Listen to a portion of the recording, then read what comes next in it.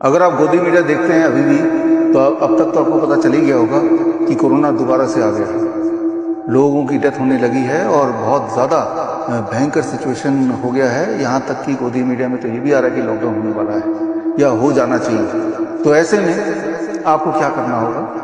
वही करना होगा जो आप करते आए हैं। एक तो घर में दुबक के बैठ जाइए, मास्क भी लगा लीजिए 1, 2, 3 जैसा पहले लगाया था, और फिर 2 डोज तो खुराक अपने लिए हैं। उसके बावजूद भी अगर आप जिंदा हैं, जो कि हैं तभी आप ये वीडियो देख रहे हैं, तो तीसरा जो बूस्टर डोज लेना रह गया था उसे भी ले लीजिए। और उससे भी बात ना बने तो वो ताली बजाना जिसकी प्रैक्टिस हमने पहले की थी, याद कीजिए 2020 में, तो वो वाली प्रैक्टिस भी दोबारा शुरू कर सकते हैं। तो आपके पास करने को बहुत कुछ है और ये सारा कुछ की प्रैक्टिस आप भरपूर कर चुके हैं। तो ऐसे में घबराने की कोई बात नहीं है, ये आपको पता है। लेकिन अगर आप गोदी मीडिया के YouTube चैनल्स में जाके देखेंगे यही वाली खबर, तो उसके कमेंट बॉक्स में जाके देखेंगे तो आपको सच्चाई पता चली जाएगी। कमेंट बॉक्स पढ़ेंगे तो आपको पता चल जाएगा 100% लोग, लगभग 100% लोगों को पता चल चुका है कि ये गोदी मीडिया है, प्रोपेगेंडा मीडिया है। ये सिर्फ और सिर्फ असली मुद्दों से ध्यान भटकाने का काम करती है और ये उनकी एक चाल है और कुछ नहीं है। कई लोग ये तर्क देते आए हैं, हालांकि मैं कई बार क्लियर करता आया हूं अपने बुक्स के माध्यम से, प्रेस कॉन्फ्रेंस के माध्यम से या इस प्रकार के वीडियो के माध्यम से कि अगर वो कोविड नहीं था तो इतने लोग मरे कैसे। बार बार मैं बताता आया हूं, मरे वो जो हॉस्पिटल गए। याद कीजिए, हॉस्पिटल जो गए वो मरे, क्योंकि हॉस्पिटल में सारा बंदोबस्त कर दिया गया था। वेंटिलेटर था, रेमडेसिविर था, लेपिनोविर था, रेटनोविर था। ये ऐसी दवाइयां हैं जिनसे एक अच्छा खासा इंसान या तो मर जाएगा या मरने जैसा हो ही जाएगा, और वही हुआ। और जब भांडा फूटने लगा कि रेमडेसिविर से मौतें हो रही हैं, तो रेमडेसिविर को भी बैन कर दिया, जो पहले से भी वैसे भी काफी देशों में बैन था। तो गौर से सोचिए, वो एक माहौल इस गोदी मीडिया ने बनाया जिसकी बातों में आप आ गए, लेकिन आज गोदी मीडिया की बातों में कोई नहीं आने वाला।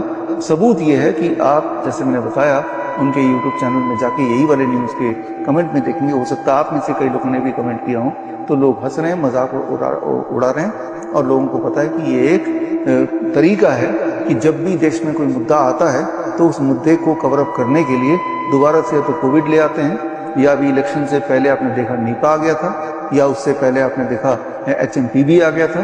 तो कुछ ना कुछ आता जाता रहता ही है। तो असली में मुद्दा ये होना चाहिए, याद कीजिए, जब आपने कोविड के 2 वैक्सीन लगाए, उससे पहले से ही मैंने आपको बताया था, 2020 की बात मैं कर रहा हूँ, कि ये वैक्सीन आएगा, ये आपके शरीर में एक जहर की तरह काम करेगा। इससे कार्डियक अरेस्ट, हार्ट अटैक तो होंगे ही, और कई सारी और बीमारियां भी कई गुना बढ़ जाएंगी। और जो आज आप झेल ही रहे हैं, अब आपके बॉडी में एक पॉइजन है जो कि फैल चुका है कोविड वैक्सीन के बहाने से। तो वैसे ही एक मुद्दा उतना बड़ा भी नहीं है। तब तो बात थी आपके जान और माल की, जिसको लेके ढो ही रहे हैं। कोविड वैक्सीन का नुकसान आपके शरीर में हो ही रहा है। जैसा आपको पता है, मैंने पहले भी बताया था, मेरी किताब वैक्सीनेटेड टू डेथ, जिसमें 3500 रिसर्च पेपर ये बार बार साबित करते हैं कि वो कोविड वैक्सीन का ही कमाल है कि chronic kidney disease, cancer, heart disease, diabetes या फाइब्रोमाइल्जिया, पूरे बॉडी में दर्द रहना, अचानक कोई बेहोश हो जाना या मर जाना, ये सारी चीजों का श्रेय सिर्फ और सिर्फ कोविड वैक्सीन को ही जाता है। तो वो पॉइजन आपको बताया गया कि आपके लिए बड़ा अच्छा है और वो आप लीजिए।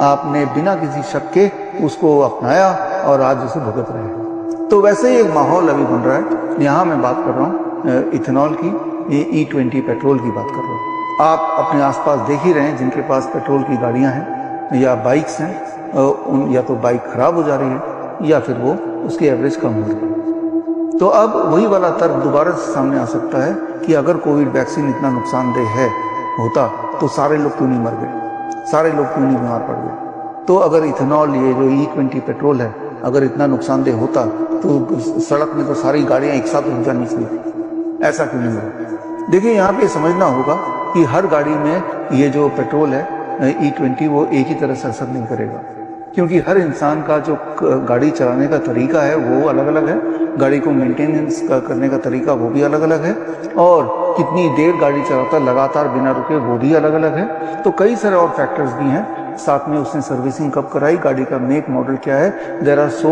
Many variations, so many factors जिस पे निर्भर है कि कब कितना कौन सा असर करेगा। लगातार गाड़ी चलाएंगे, तेजी से अगर एक्सीलेटर देंगे तो मोस्ट लाइकली उनके चांसेस हैं कि उनका इंजन में असर पड़ेगा, उनका फ्यूल टैंक में असर पड़ेगा, वहाँ पे ब्रेकडाउन होने की संभावना ज़्यादा है। जैसे आपने कोविड के दौरान देखा था, कोविड वैक्सीन जब लगाया या अभी भी आप देख रहे हैं कि अधिकतर जब कोई एक्सट्रीम इमोशंस होते हैं या एक्सट्रीम फिजिकल कोई एक्टिविटी होती है, चाहे वो जिम में जाके एक्सट्रीम फिजिकल एक्टिविटी, तब वो एकदम से फेलियर, हार्ट फेलियर होता है या कार्डियक अरेस्ट होता है, या फिर एक्सट्रीम इमोशन मतलब कि जब कोई शादी रचा रहा है, तो ऐसे आपने मामले देखे और शादी रचाते हुए ही उसकी डेथ हो गई। तो जब भी कोई उतार चढ़ाव होता है इमोशनली या फिजिकली, वो उतार चढ़ाव जब पीक पे होता है तब ये घटना ज़्यादा घटती है। Same is true with the car. और अब यहाँ पे सवाल आता है कि अगर वाकई में इस कार को देश के कारों को, बाइक को नुकसान हो रहा है, तो ये जो मैन्युफैक्चरिंग जो सेक्टर है, चाहे वो कार मेकर्स हो या बाइक मेकर हो, वो आवाज़ क्यों नहीं उठा रहे कि हमारी गाड़ियाँ जो हमने अच्छी बनाई थी पेट्रोल के लिए या E10 के लिए, वो E20 डालने से खराब हो रही है, तो उनका नाम भी खराब हो रहा है। देखिए, वो नहीं बोलेंगे क्योंकि अल्टीमेटली उन्हीं को फ़ायदा होने वाला है। एक तो वो वैसे ही दबाव में है, वो बोलते ही नहीं है। आपने देखा कि कितने लोग हैं जो कोविड के बारे में, कोविड वैक्सीन के बारे में आवाज़ उठाई, दबाव में लोग हैं, वो लोग भी दबाव में, वो तो एक बात है ही, but at the end of the day फायदा उनको ही होने वाला है। क्योंकि जब आपकी गाड़ी खराब होगी, आप में से कई लोगों की गाड़ी का एवरेज भी कम हो गया होगा या खराब हो ही गया होगा, तो क्या करेंगे आप? पैदल चलेंगे क्या? अल्टीमेटली आप दूसरी गाड़ी खरीदेंगे ही खरीदेंगे, आज नहीं तो कल खरीदेंगे। तो यानी कि गाड़ियों की जो बिक्री है वो अल्टीमेटली बढ़ने ही वाली है। तो उनको फर्क नहीं पड़ता, उनको सिर्फ वेट कर रहे हैं कि जैसे जैसे जिनकी गाड़ी खराब होगी, आपको तो पता ही है ये हमारे बेसिक कमोडिटी है, जिसके बिना हमारा दिनचर्या, हमारा लाइफस्टाइल वहीं कहीं रुक जाएगी, चलेगी ही नहीं। इसलिए आज नहीं तो कल गाड़ी खराब होने के बावजूद भी, और अगली गाड़ी जो खरीदेंगे उसमें भी खतरा मंडराएगा कि दोबारा से यही वाला पेट्रोल डालेंगे तो दोबारा से खतरा होगा। जिस तरह से आपको पता ही है कि आपने कोविड वैक्सीन का पहला डोज लगाया और उसके बाद थोड़ा बहुत खतरा का एहसास हुआ, फिर भी दूसरा लगाया। और मैं जानता हूँ ये जो गोदी मीडिया है, ये बार बार अगर आपके टीवी स्क्रीन पे चला दे और आप भी तसल्ली से गोदी मीडिया देख ही रहे हैं, तो आपके दिमाग में प्रभाव पड़ेगा। In spite of the fact earlier truth, जो आप सही रहे हैं कि कोविड वैक्सीन के लगाने के बाद जो हालत हुई है, तब भी आप मोस्ट लाइकली तीसरा डोज भी लगाने की सोच ही लेंगे। ये माहौल ही ऐसा है, ये दिमाग ही ऐसे काम करता है। हमारा दिमाग ठप हो चुका है।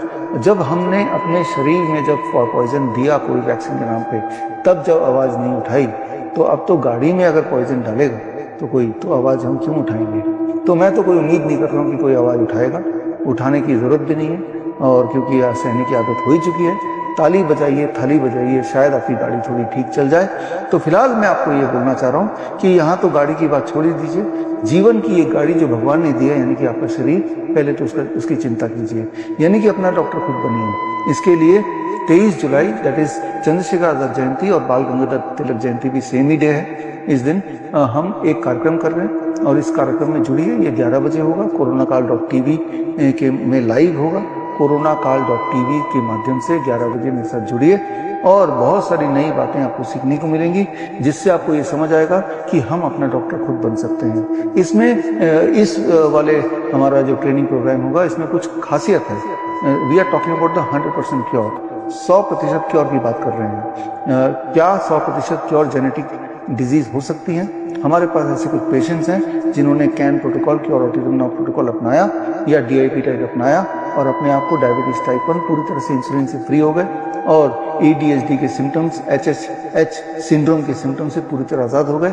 इस प्रकार अलग अलग बीमारियों के, चाहे वो लाइफस्टाइल डिजीज हो, चाहे वो जेनेटिक डिसऑर्डर हो, जिन्होंने 100% अपने आप को मुक्त किया, ऐसे पेशेंट्स आएंगे और अपनी कहानी न केवल बताएंगे, एग्जैक्टली स्टेप बाय स्टेप उन्होंने क्या किया वो भी आपको समझाएंगे।